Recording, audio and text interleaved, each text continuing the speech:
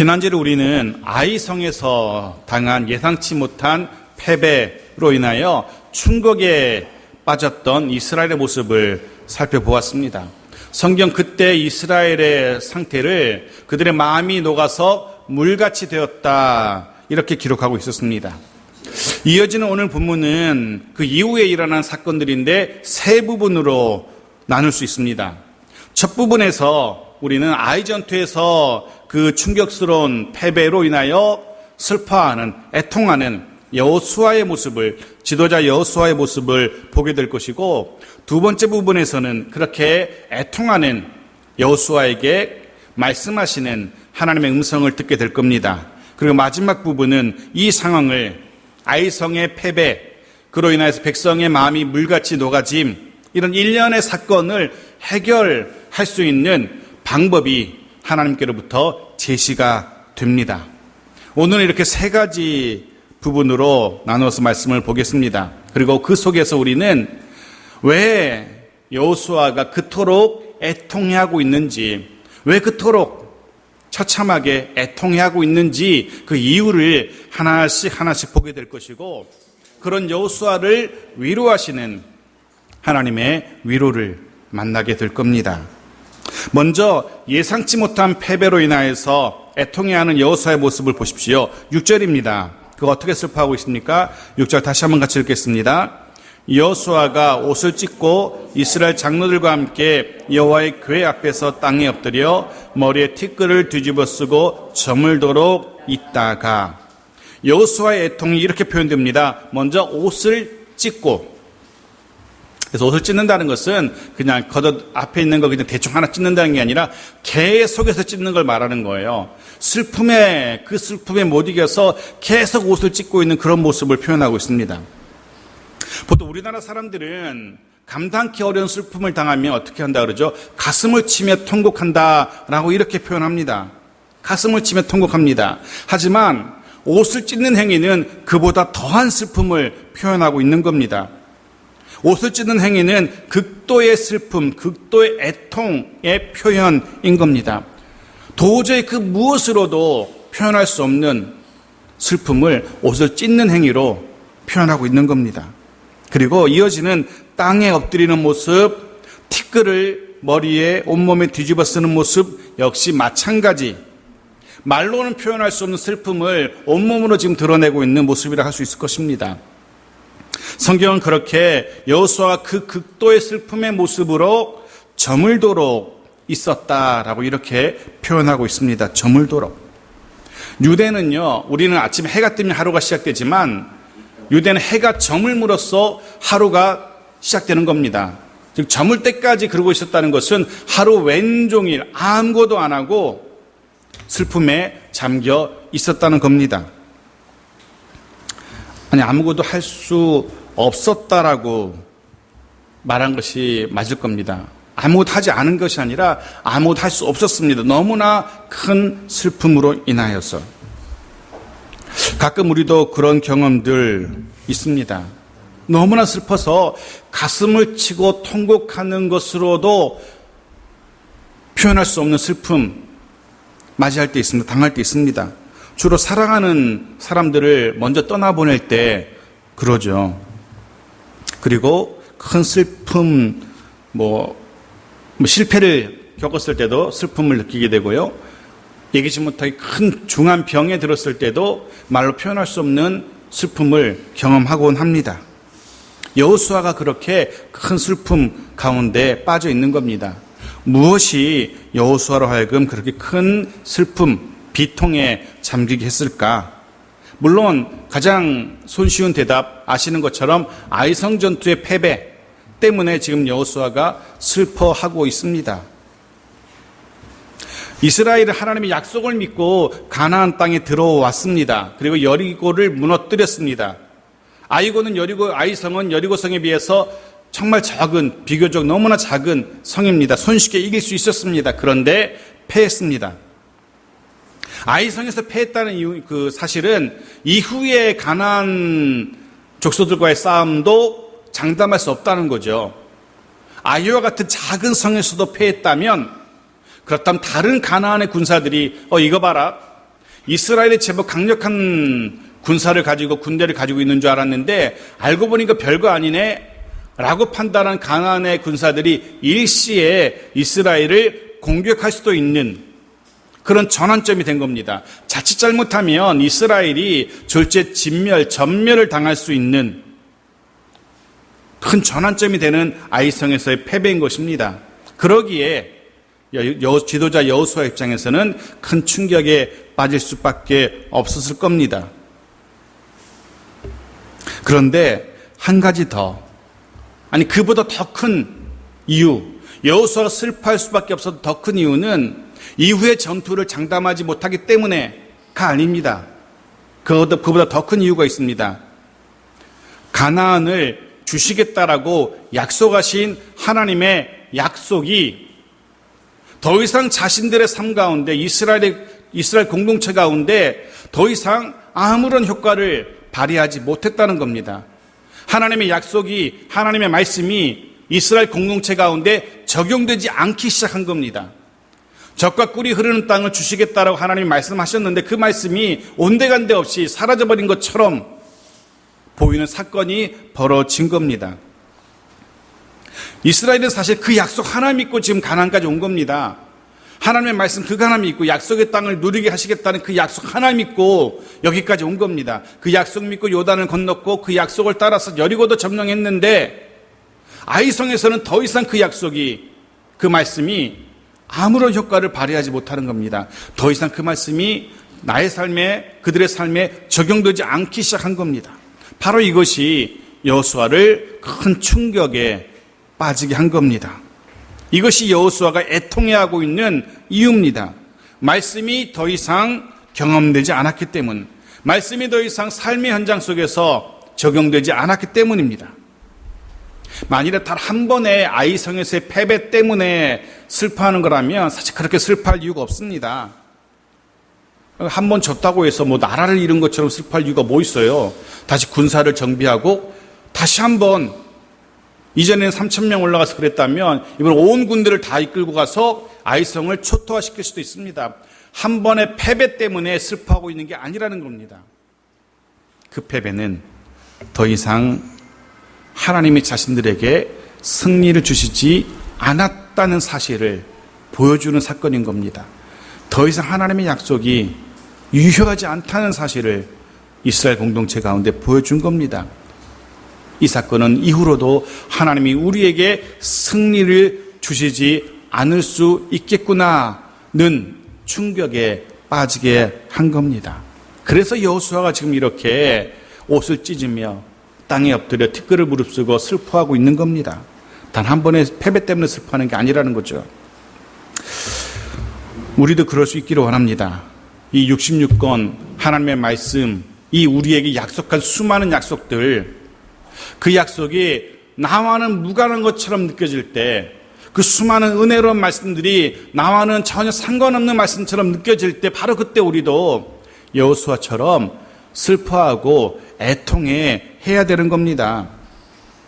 분명 하나님은 수많은 말씀들을, 그 은혜로운 축복의 말씀들을 우리에게 남기셨는데 나에게는 도무지 적용되지 않아요. 우리 가정에는, 우리 교회는 도무지 적용되지 않아요. 그 일 때문에, 그것 때문에 우리가 슬퍼해야 된다는 겁니다. 많은 사람들이 자신들이 계획하고 꿈꾸던 야망이 좌절되었을 때 슬퍼합니다. 야심차게 시작한 일에 차질이 생기고 혹은 육신에 원치 않는 병이 들고 했을 때 사람들이 애통해 합니다. 하지만 그보다 더 하나님의 말씀이 나와 상관없게 느껴질 때, 하나님의 그 약속의 말씀이 우리 가정과 우리 교회와 상관없는 것처럼 느껴지기 시작할 때, 그때 정말로 우리는 애통해 할 수 있어야 되는 겁니다.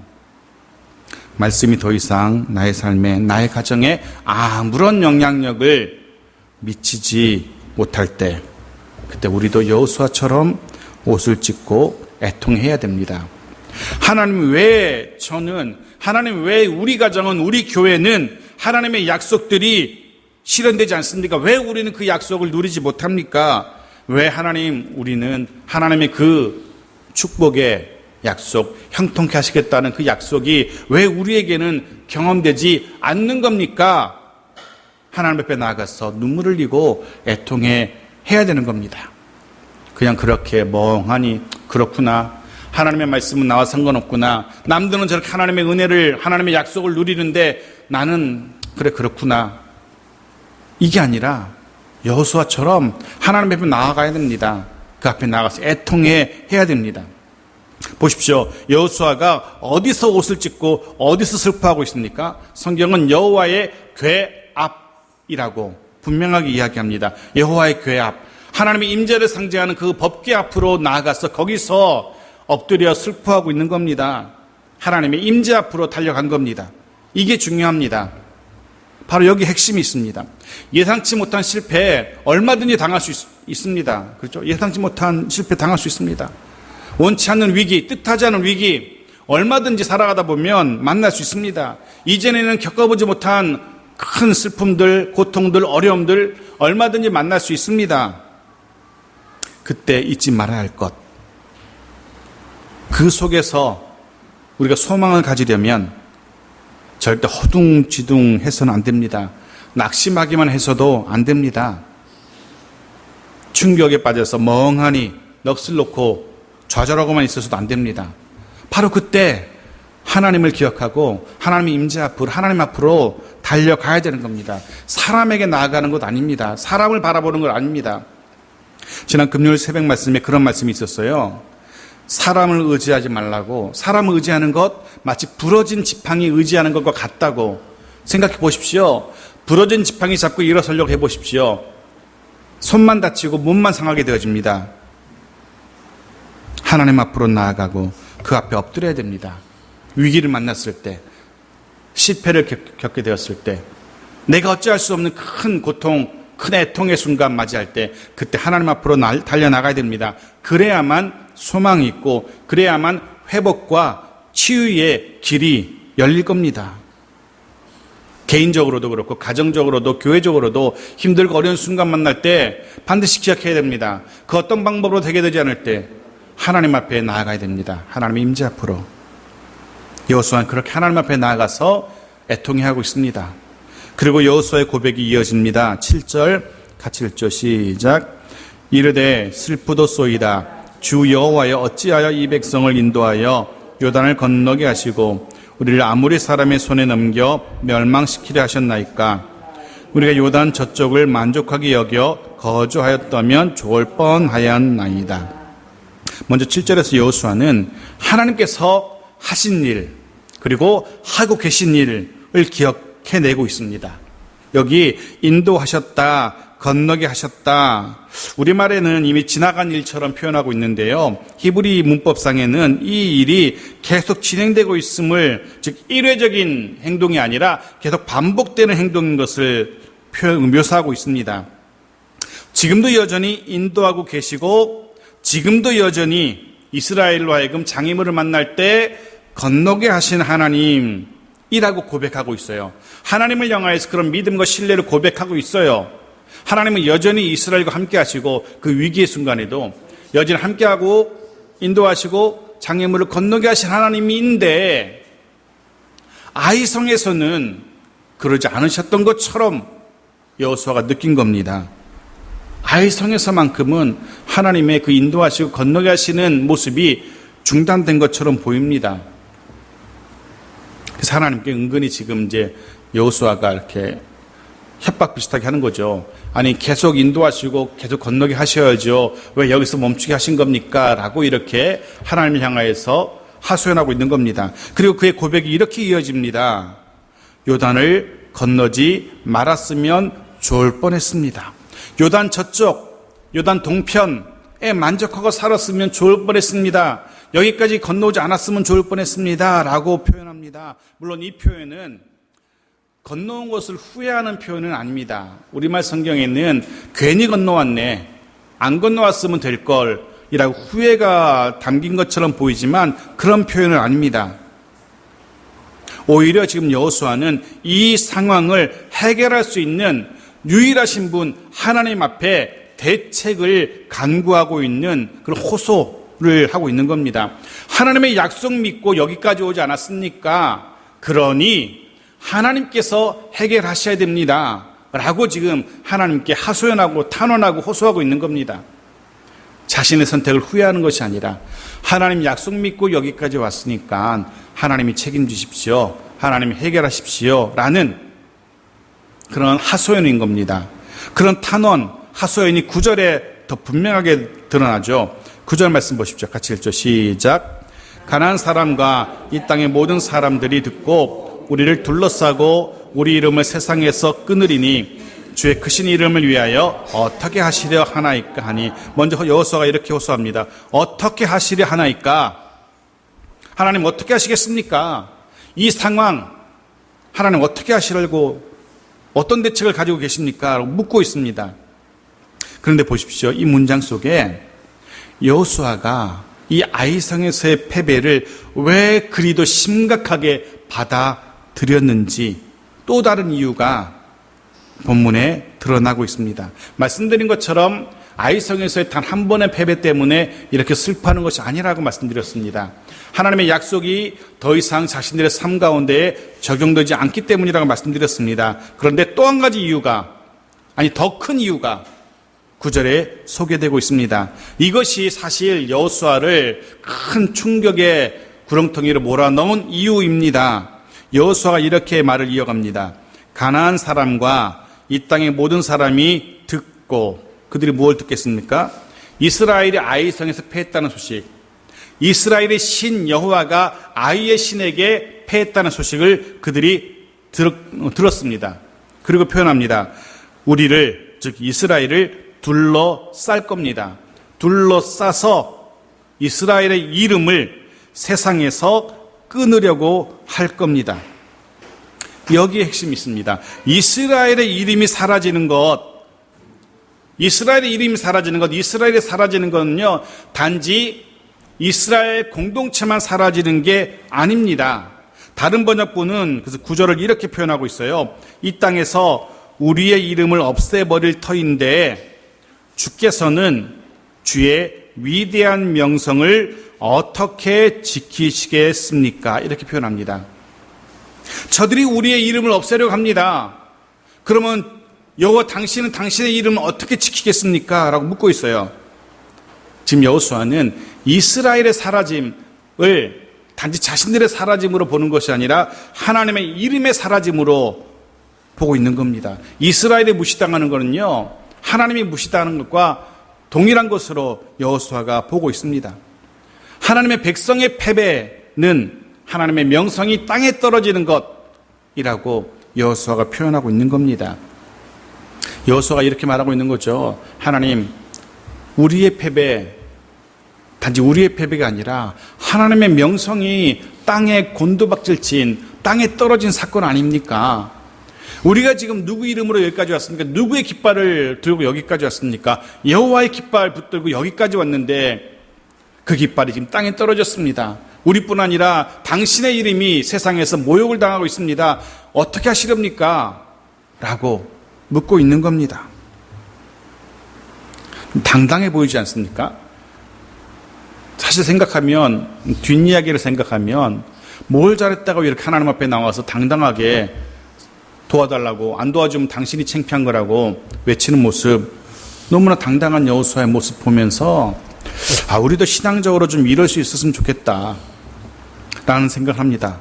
매일같이 아둥바둥 하나님 앞에, 하나님 그거 좀 주시면 안 되겠습니까? 주시면 참 좋을 것 같은데요. 안 주시면 어쩔 수 없고요.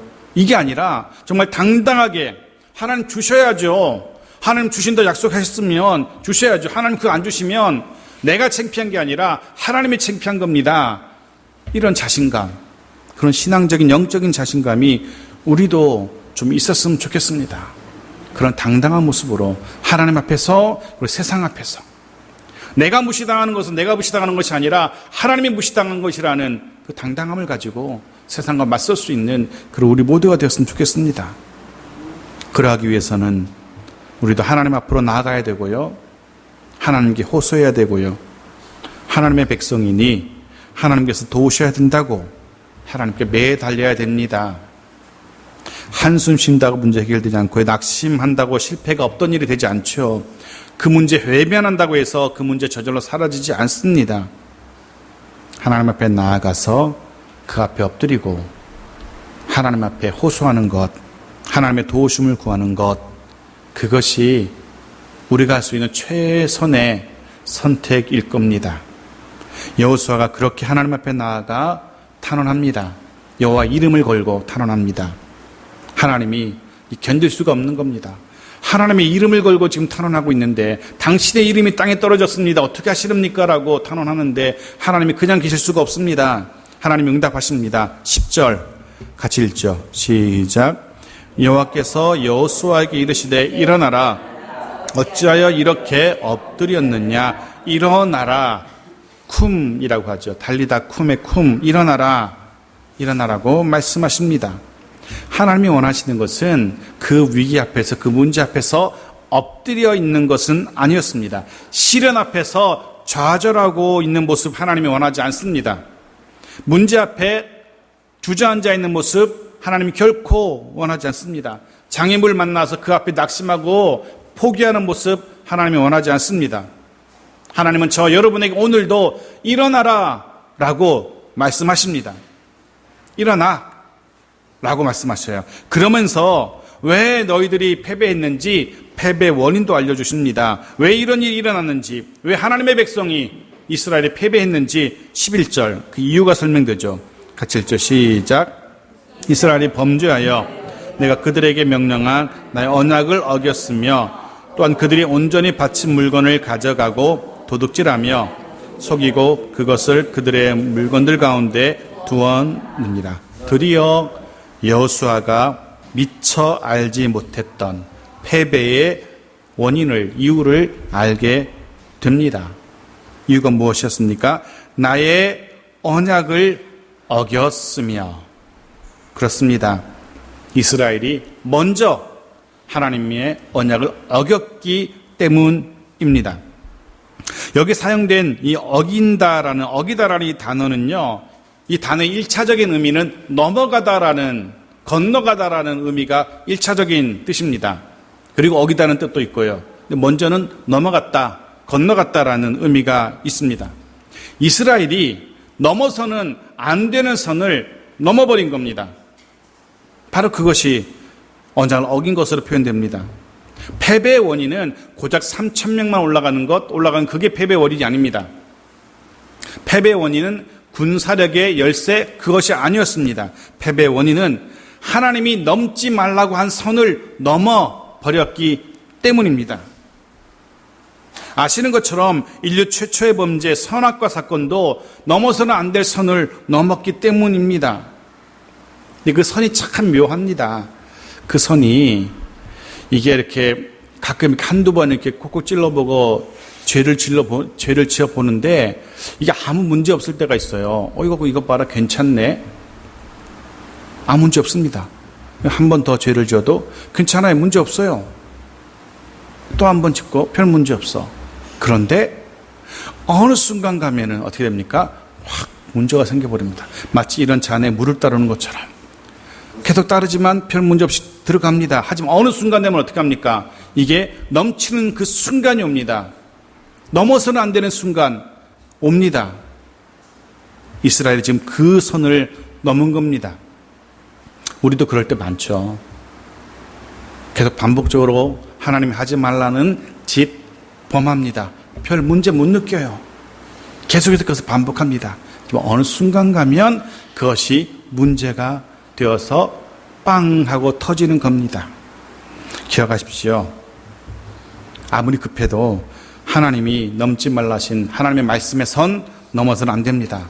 아무리 탐나도 하나님의 말씀의 선 넘어서까지 그것을 취하려고 해서는 안 되는 겁니다. 이스라엘은 그 선을 넘었습니다. 그 결과 어떻게 됩니까? 어떤 일이 일어납니까? 12절 같이 읽죠. 시작. 그러므로 이스라엘 자손들이 그들의 원수 앞에 능히 맞서지 못하고 그 앞에서 돌아섰나니 이는 그들도 온전히 바친 것이 됨이라. 그 온전히 바친 물건을 너희 중에서 멸하지 아니하면 내가 다시는 너희와 함께 있지 아니하리라. 내가 다시는 너희와 함께 있지 아니하리라. 바로 이거죠. 이스라엘이 하나님께서 어기지 말라고 명하신 그 선을 어기고 넘었기 때문에 하나님은 아이로 올라가는 이스라엘과 함께하지 않으셨습니다. 하나님이 함께하지 않으심, 결국 이것은 패배로 이어질 수밖에 없었습니다. 지난주에 말씀드린 것처럼 하나님의 임재, 하나님의 함께하심, 이게 가장 중요한 핵심이라 말씀드렸습니다. 전쟁의 승패가 바로 여기 달려있다라고 말씀드렸습니다. 이런 사실을 너무나 잘 알고 있던 이스라엘 백성들의 가장 큰 기도의 제목은 늘 그거였어요. 하나님 함께하심. 1장 17절 말씀 보십시오. 같이 읽죠. 시작. 우리가 범사에 모세에게 순종한 것 같이 당신에게도 순종하려니와 오직 당신의 하나님 여호와께서 모세와 함께 계시던 것 같이 당신과 함께 계시기를 원하나이다. 아멘. 백성들도 알고 있었어요. 하나님의 함께하심이 가장 중요한 핵심이라는 사실을 백성 모두가 알고 있었어요. 그래서 여호수아를 위해서도 하나님이 당신과 함께 하기를 원합니다. 왜냐하면 그것이 여호수아가 지도자로 제대로 설 수 있는 유일한 방법이었기 때문에. 또 보십시오. 3장 7절 같이 읽죠. 시작. 여호와께서 여호수아에게 이르시되 내가 오늘부터 시작하여 너를 온 이스라엘의 목전에서 크게 하여 내가 모세와 함께 있었던 것 같이 너와 함께 있는 것을 그들이 알게 하리라. 아멘. 여호수아가 크게 되는 비결, 이스라엘이 크게 되는 비결, 그건 역시 하나님이 함께 하시는 것이었습니다. 하나님의 함께 하심. 이것이 우리가 정말로 간절히 구해야 할 기도의 제목입니다. 하나님의 함께 하심. 거꾸로 우리가 가장 두려워해야 하는 것은요, 하나님이 함께 하시지 않는 겁니다. 한 번의 실패, 그것 때문에 너무 좌절하지 마십시오. 하나님이 함께 하신다면 얼마든지 다시금 회복할 수 있습니다. 그런데 그 실패가 하나님이 함께 하시지 않았기 때문에 비롯된 실패라면 하던 모든 일을 멈춰야 됩니다. 계속해서 반복해봤자 실패만 거듭할 뿐입니다. 그 실패가 하나님이 함께 하시지 않은 이유라면 다 내려놓고 멈추고 어떻게 해야 됩니까? 하나님 앞에 나아가서 이유를 물어야 되고요. 엎드려야 돼요. 그게 먼저입니다. 그건 먼저 해결하고 나서 하나님의 함께 하심을 구하고 나서 그 일을 다시 하더라도 해야 되는 겁니다. 어리석게 그 일 계속하면 다시 한번 도전하면 되겠지. 만일에 여호수아와 이스라엘 백성이 아이성에서 한 번 패하고 이번엔 5,000명, 이번엔 10,000명 계속 반복해봤자 그들은 실패만 거듭했을 겁니다. 하나님이 함께하지 아니하신다면 몇 번을 거듭해도 실패를 거듭할 수밖에 없기 때문에 그렇습니다. 그리고 우선할 것은 실패 앞에서 좌절하는 것, 그보다 먼저 우리가 할 것, 하나님 앞에 나아가서 묻는 겁니다. 호소하는 겁니다. 하나님과의 관계 회복, 그리고 그로 인한 하나님의 함께하심, 그래야만 소망이 있기 때문에 그렇습니다. 13절부터는 그런 관계 회복을 위한, 하나님의 함께하심을 위한, 문제 해결을 위한 하나님의 대안이, 해결책이 제시되죠. 13절 말씀 보십시오. 같이 읽죠. 시작. 너는 일어나서 백성을 거룩하게 하여 이르기를 너희는 내일을 위하여 스스로 거룩하게 하라. 이스라엘 하나님 여호와의 말씀에 이스라엘아 너희 가운데에 온전히 바친 물건이 있나니 너희가 그 온전히 바친 물건을 너희 가운데서 제하기까지는 내 원수들 앞에 능히 맞서지 못하리라. 아멘. 하나님의 해결책이, 대안이 이스라엘 공동체에게 주어집니다. 얼마나 다행인지 모릅니다. 만일 이 해결책이, 이 대안이 제시되지 않았다면 얼마나 답답하겠어요. 그런 생각을 해봅니다. 말씀 묵상하면서 우리 삶 가운데도, 우리 가정 가운데, 교회 가운데도 하나님의 대안이, 해결책이 제시되는 은혜가 있었으면 좋겠다는 생각을 해봅니다. 그래야만 소망이 있기 때문에 우리 가정과 교회 가운데 그렇게 소망 주시는 하나님의 말씀이 임하기를 기도합니다. 여호수아에게, 이스라엘 백성에게 하나님의 대안이 주어집니다. 두 가지입니다. 먼저 하는, 첫 번째는 스스로 거룩하게 하라는 것. 자기 자신을 먼저 거룩하게 구별하라는 겁니다. 그리고 또 한 가지는 헤렘을 제거하라는 것. 온전히 바친 물건, 지지난주에 본 것처럼 헤렘, 그것 제거하라라고 말씀하십니다. 첫 번째, 스스로 거룩하게 하라는 것. 마치 본격적인 가나안 정복에 앞서서 공동체가 할례를 행하고 유월절을 행하면서 하나님의 임재를 기다렸던 것처럼 다시금 하나님의 임재를 기다리며 스스로 훼손된 손상된 거룩을 회복하라고 하나님이 말씀하고 계십니다. 드러난 실패가 그게 중요한 게 아니라는 거죠. 드러난 실패 치료하는 것보다 근원적인 내적인 정결함, 내적인 성결함이 우선이라는 거죠. 밖으로 드러난 상처보다 그 상처가 왜 생겼는지 그 원인을 치료해야 되는 것처럼 이스라엘 공동체는 자신들을 먼저 돌아볼 필요가 있었습니다. 훼손된 거룩을 다시금 회복해야만 했습니다. 시급한 문제 해결보다 하나님과의 내적인 관계 회복, 그 하나님 지금 원하고 계신 겁니다. 이스라엘 공동체는 스스로 정결하기 위해서 가장 먼저 옷을 벗어서 옷을 빱니다. 옷을 빨고 그리고 금욕하면서 말씀 앞에 나아가죠. 그렇게 하루 이틀 시간을 보내면서 하나님을 묵상합니다. 그래서 하나님 앞에 말씀 앞에 거룩을 회복하게 됩니다. 단지 옷을 빠는 것, 이 더러워진 옷을 빠는 게 아니라 옷을 빨면서 자신의 더러워진 심령도 씻는 내적인 성결을 회복해 가는 거죠. 그리고 한 가지 더 하나님은 제하라라고 말씀하셔요. 이스라엘 공동체 가운데 있어서는 안 되는 헤렘, 하나님께 온전히 바쳐진 것, 그것 제거해야 된다라고, 반드시 제거해야만 된다라고 말씀하십니다. 그래야만 원수들에게 맞설 수 있다라고 하나님 말씀하시지요. 거꾸로 이야기하면 하나님이 함께 하실 수 없는 것이 여전히 내 삶 가운데, 우리 가정 가운데, 공동체 가운데 있다면 더 이상 소망이 없는 겁니다. 그래서 그것을 제거해야만 합니다. 이스라엘은 그것을 제거해야만 했고 하나님 그 제거하는 방법도 친절하게 설명해 주셔요. 다음 주에 이제 그 뽑는 모습을 하나님의 방법대로 아간을 추적해 나가시는 하나님의 그런 모습을 보게 될 겁니다. 흥미로운 건 오늘 본문에도 사용되었지만 뽑으라라는, 아간이 뽑혔다라, 뽑다라는 단어가 나오는데 이 단어는 사실은요, 이렇게 제비를 뽑는 행위를 표현하는 단어가 아니고요, 붙잡는 모습을 표현하고 있어요. 단어가 참 흥미롭습니다. 우리말 성경에는 뽑다라고 표현하고 있는데 실제로 그 단어의 의미는 붙잡는 겁니다. 하나님이 붙잡으시는 거예요. 유다 지파 붙잡고, 하나님이 삽디 붙잡고, 하나님이 아간 붙잡고, 이렇게 붙잡아 가시는 행위를 보여주셔요. 구체적인 모습은 이제 다음 주 말씀에 다시 나누기로 하고요. 기억하실 것은 이겁니다. 하나님이 함께 하시기 위해서 가장 먼저 늘 말씀 앞에 머물러야 한다는 사실.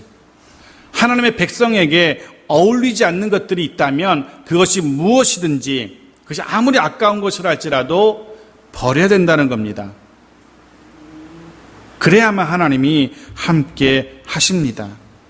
그래야만 다시금 하나님이 허락하시는 그 가나안 땅으로 진격해 갈 수 있는 겁니다. 말씀을 정리합니다. 한 가지만 말씀드리겠습니다. 하나님 앞에서의 엎드리는 것의 이 소중함, 하나님 앞에서 엎드림.